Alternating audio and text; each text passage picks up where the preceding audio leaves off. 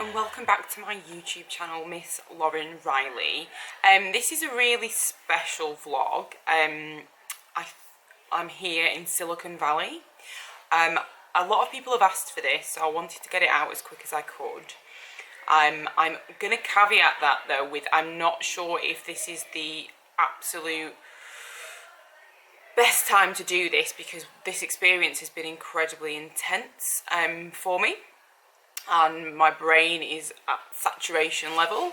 However, I wanted to get this killer background in the background for the vlog, if I'm honest, and I wanted to share everything with you while it's fresh. So I have been on what they call an accelerator, which is essentially intense tech mentorship for startup businesses. They don't have to be tech, but they usually are, and particularly in Silicon Valley. So I'm here just outside of Menlo Park, so it's near Palo Alto, so the heart of Silicon Valley. It's an absolutely incredible place. You can see the background. It's a beautiful sunny day, although please note it hasn't always been sunny while I've been here, and we've not been here to enjoy the sunshine. So I have been here with 10 other women from around the world, who have all founded their own startups and working collaboratively. We have been mentored by some of the most incredible tech entrepreneurs, founders of very successful businesses, and just that's been the highlight for me. So the format here is to live in this, what can only be described as a mansion in California. The program's called Women's Startup Labs, and they're obviously all about female empowerment and making sure that we get access to the best resources to try and balance out that gender inequality in the technology field, particularly amongst founders. So it's quite a lot classroom based. So you have speakers from the Chief Marketing Officer of Salesforce to all these are X for these particular businesses, to VP of Product at LinkedIn, to ex-CEO of Evernote. So really recognisable brands, people who've successfully founded their business and they want to share their knowledge with the cohort from the programme. So it's quite an intense experience because you live with the other founders and you work with them throughout the day. So it's 24 hours, 7 days a week, over a 2-week period. You're encouraged to do as little as you can with your UK business or wherever you came from, because you need to really focus on this. So yeah, it's been intense. I could not begin to create a vlog about what I've learned, because it's just been such an incredible volume of information. I will share a few things though, and then try and do some takeaways. So number one, networking. Now, as a very busy, very stressed, overly worked entrepreneur, that has probably been the first thing that's gone when it comes to like business 101, what we should be doing. So I don't do a lot of networking in the UK. I'm very active on social media.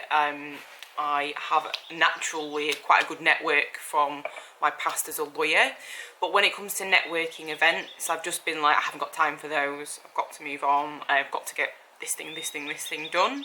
And I've learned here that I've missed a trick with that.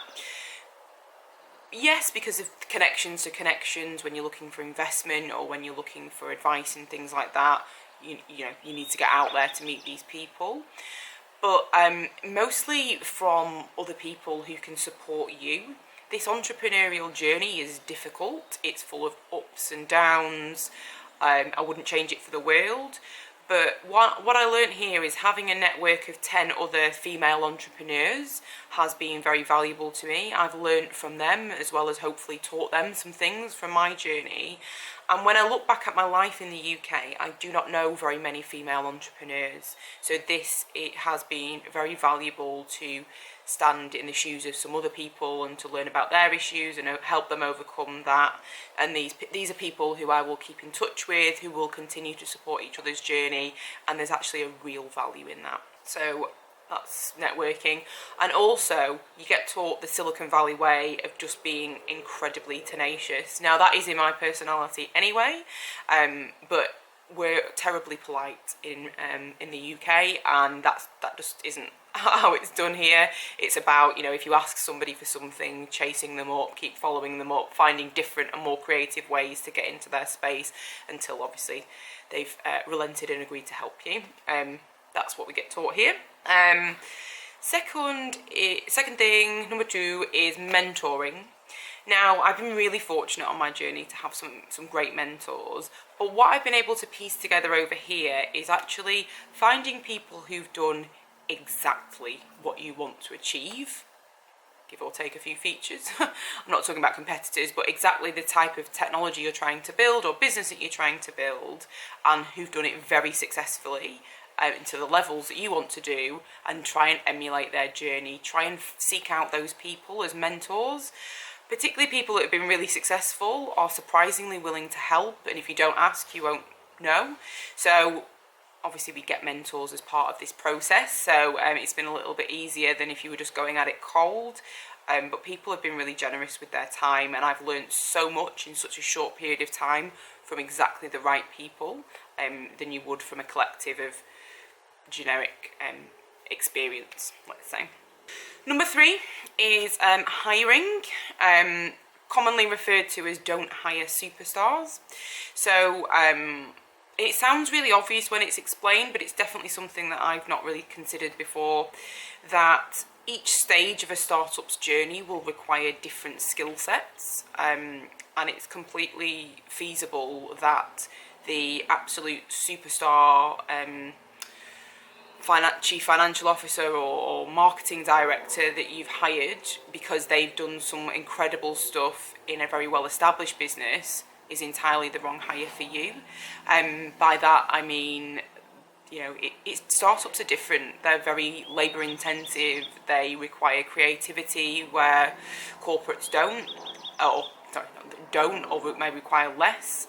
You do a lot more with less resources. So you want to hire people who've been in the startup phase, if that's what you're doing, and have successfully done that in a business of a comparable size. I think that's a really key takeaway. And tip number 4 is around learning technology. Now, it happened quite organically. A lot of the businesses here are doing blockchain startups or utilising AI. And we also had a talk from Pascal from Singular University, and that was really eye-opening about what they're building and what the future looks like. My background isn't technology, so it would be quite tempting for me to shy away from that, but I actually learned an incredible amount, and learning is part of self-development, so I love that. And even if these technologies are not applicable to your own business, one day they may be, and it's certainly going to help with credibility around networking and those mentors that we talked about. So I got a lot out of that, so I would recommend to do that. And I could literally go on all day about the things that I've learned, but I want to allow those to settle in my brain and figure out the best way for the Link app going forward. I have had, it's been very intense, it's been a lot of hard work, but I've had such a good time here. I've had, I've just learnt so much, and I can't wait to put that into practice in the UK. I hope this was enjoyable to share. I'm going to share some more photographs of the experience and a look around the house. Thank you to all my fellow cohort. You were incredible on the journey. Thank you to Women's Startup Labs and to just all those mentors that made a difference. And for you, of course, for watching. Please subscribe to the channel. I hope to share more of my journey with you, and have a great day.